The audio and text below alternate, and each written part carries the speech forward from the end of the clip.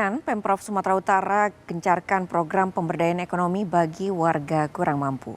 Melalui Dinas Sosial Saudara, bantuan sarana usaha disalurkan agar masyarakat mandiri secara ekonomi. Untuk membahas lebih lanjut, kita terhubung dengan Kepala Dinas Sosial Provinsi Sumatera Utara, Bapak Ilyan Chandra Simbolon. Selamat pagi Pak Ilyan, terkait dengan bantuan ekonomi ini kepada masyarakat. Apa kemudian yang melatar belakangi pemberian bantuan ekonomi untuk ekonomi produktif bagi masyarakat? Baik, selamat pagi Mbak Carla.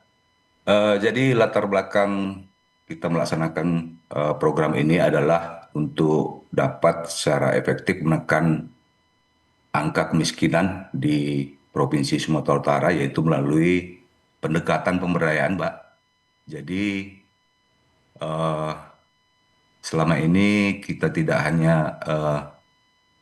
lagi memberikan bantuan sosial itu yang sifatnya konsumtif, tetapi bagaimana caranya memberdayakan masyarakat miskin, khususnya yang berada di desil 1 sampai dengan 4. Jadi harapannya nanti dengan memberikan sarana usaha yang dapat digunakan masyarakat untuk menghasilkan pendapatan secara berkelanjutan.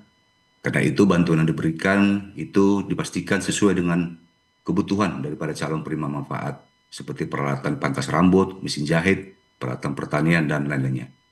Bantuan tersebut menjadi modal usaha, modal awal bagi masyarakat untuk berkembang dan semakin mandiri, Pak. Baik, lalu kemudian dari Dinas Sosial Provinsi Sumatera Utara, ini mengapa Pak lebih memilih untuk memberikan bantuan produktif bagi masyarakat? Apakah ini dinilai lebih efektif dibanding memberikan bantuan langsung tunai? Eh, jadi Pak, karena kemiskinan itu tidak cukup diselesaikan dengan memberikan bantuan sosial yang sifatnya konsumtif semata, tetapi masyarakat khususnya yang berada di desil 1 sampai dengan 4 itu perlu diberikan kesempatan untuk dapat meningkatkan kapasitas ekonomi mereka melalui bantuan usaha produktif. Penerima manfaat itu memperoleh sarana untuk berwirausaha yang dapat digunakan setiap hari untuk menghasilkan pendapatan. Ketika usaha berkembang, maka kesejahteraan keluarga itu juga ikut meningkat dan pada akhirnya dapat berkontribusi untuk upaya pengurangan kemiskinan secara berkelanjutan. Baik, berarti bantuan diberikan berupa bahan bakarnya untuk kemudian masyarakat dapat mengembangkan usahanya sehingga dapat lebih produktif. Pak Liam, pertanyaan selanjutnya ini terkait bagaimana proses verifikasinya terhadap para penerima manfaat dan bagaimana skema pemberian bantuannya.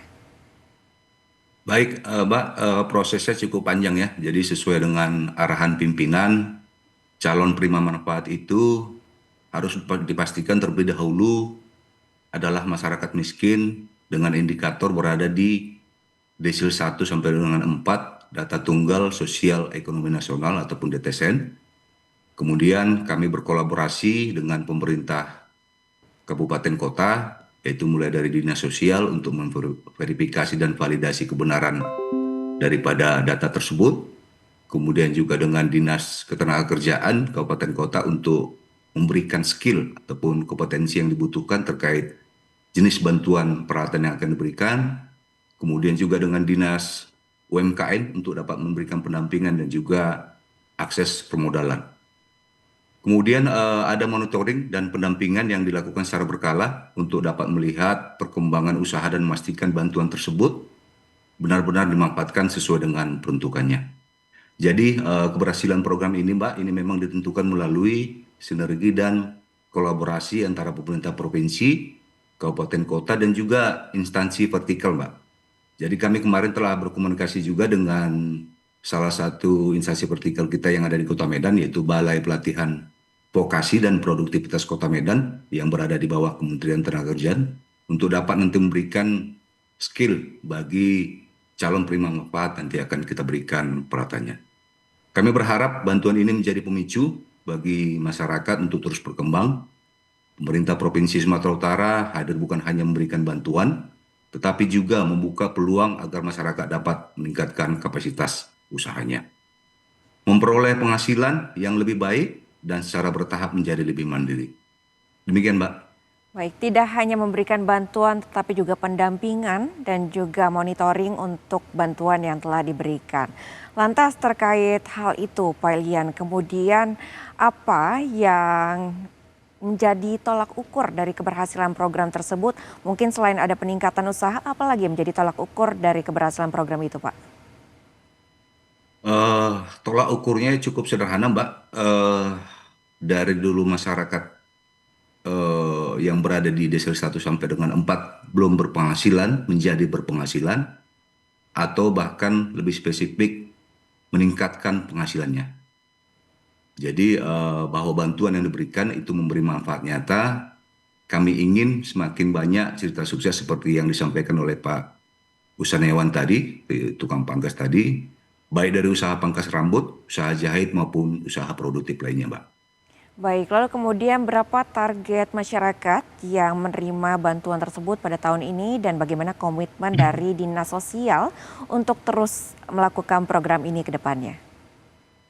Untuk tahun ini, Mbak, 2026, kami pemerintah Provinsi Sumatera Utara mengalokasikan 10,7 miliar dengan menjangkau calon penerima manfaat sebanyak 1.520 kepala keluarga yang tersebar di 14 kabupaten kota yang memiliki jumlah penduduk miskin paling banyak.